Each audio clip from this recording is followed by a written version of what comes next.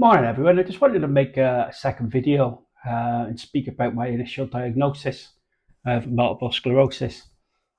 Um, I got my official diagnosis June the 10th, 2019. I don't think anyone forgets the date when they had their official diagnosis, do they really? But previous to this, I had optic neuritis in 2009.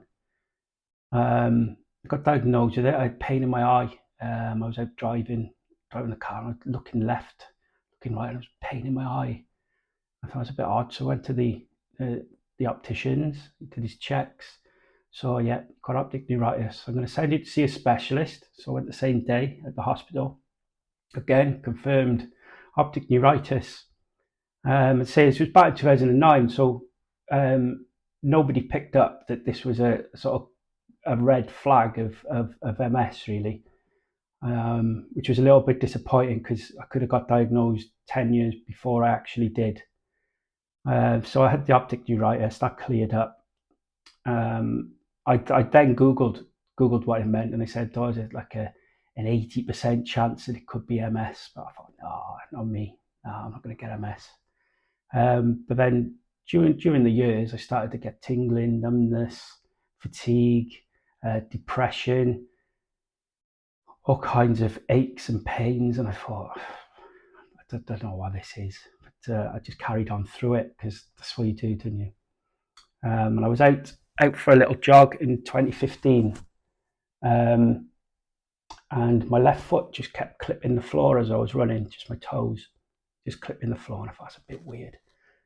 And I was trying to lift my foot a little bit more, and just wasn't lifting. I was something not quite right. And then I started, excuse me, I started getting pain in my hand, and it was numb as well, and tingling. It was like in a claw shape, and I said, something not right. So I went back to the doctors. They were like, it's unusual for your hand and your leg to be connected. There's nothing which could connect that.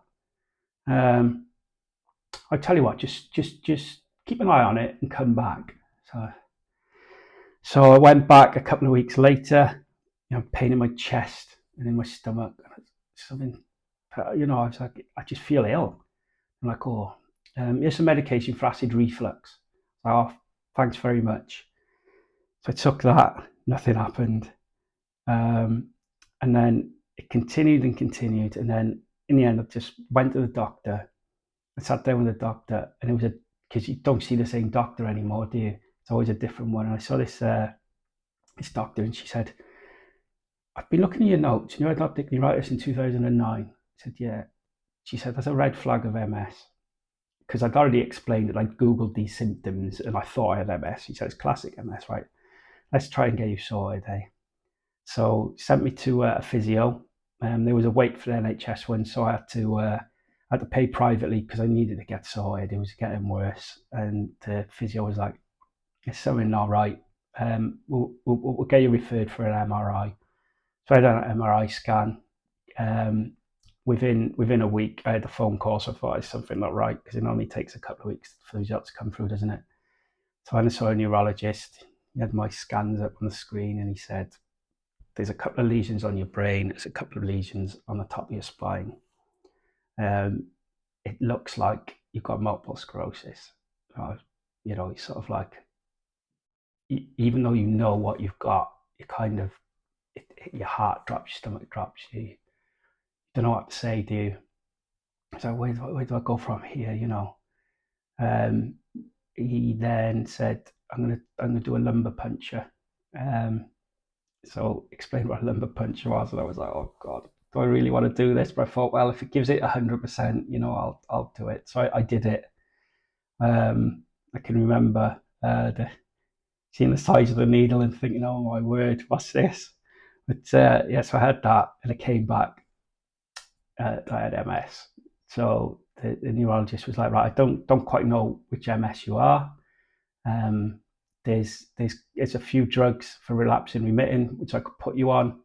Assuming you've already had a relapse 10 years ago, you might have secondary regressive. I don't quite know. So I don't want to categorize you because, you won't be able to get certain treatments if I categorize you with what you've got. So I'm denied for a couple of years. And then in the end, I moved. I moved from where I lived at Cumbria down to South Wales, and I went to see a neurologist down there, and he's like, "Oh, you're definitely secondary progressive." Did an MRI, said unfortunately it's not active secondary progressive, so you can't have any medication. So it's kind of like, we'll just work on the symptoms. And even he said if we'd have picked this up 10 years ago, there would have been medication you could have taken, we could have slowed it down, you might not end up in the situation you are now. Brilliant. Well, that's great for me, isn't it? Thanks very much. So, you know, at the time I was down about it. You know, it was like I could have stopped this. I could have stopped all the drugs out nowadays.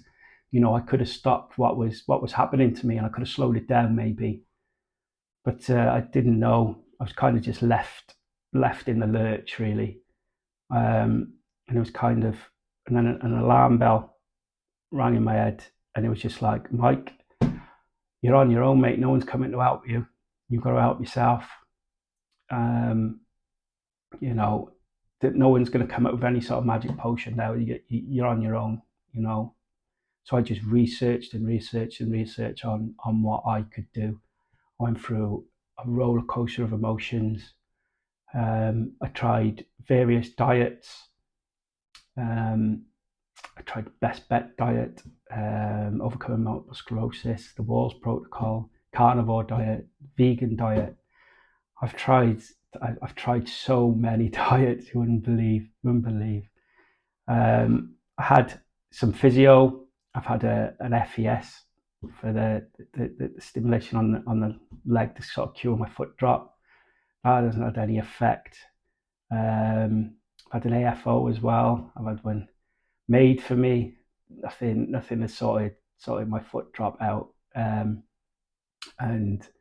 my left hand's clawed, and I can't get any sort of motion in it. I got very little grip. I could feel it in two of my fingers, my thumb and my forefinger. Fatigue is awful, and it's just an ongoing battle. I'm just firefighting at the moment, trying to get as well as I can. I know there's no cure, is there? You know, there's nothing that we can do. We just sort of motor along with the symptoms. So I've got quite a lot of experience now in things that I've done, which I'm hoping to share in future videos. Obviously doing on diets, which I've done, and physio, and what I found helpful. We'll cover when I'm out and about, mobility, how I've dealt with family life, how I've dealt with work. There's quite a lot. I still work full time, and there's quite a lot for me to go through. And I'm just hoping that I can help people who are starting off on their journey, or even people who have been diagnosed 20, 30 years.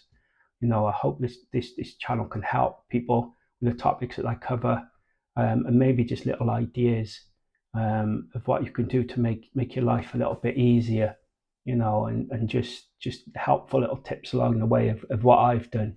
You know, I'm not a medical professional, and there's no way to you know, say you've got to do this. If you do this, it'll cure you, sort of thing. There's no cure, is there? But you know, there's ways that we can help each other. I'm hoping that we can do this through the channel, and even if I help one or two people, and you think, "Oh, Mike, thanks for that. I've tried doing that, and it's really helped me," then that's the reason why I do this sort of thing. I volunteer as a buddy with MS UK, sort of help people there as well. You know, if someone's newly diagnosed, they can ask MS UK for a buddy scheme, and then people, you know, you sort of message each other. People will come to me and say, "Oh, you know, can you help me with this or that?" And I'll do my best. And if I don't know the answer, then I'll find it out somehow. So I just wanted to do a quick video about my diagnosis. I'm going to try and have a bit of humour on the way. It's not all going to be doom and gloom. You know, it'll just be little bits.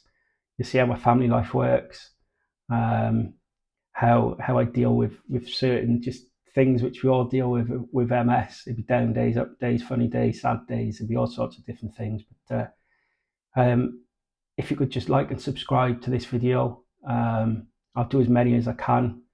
as many jovial ones as I can, and just try and cheer people up really, and try and make best of what is a bad situation, having a disease which we've got or family members might have.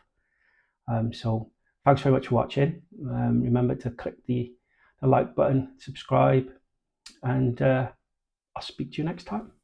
Thank you.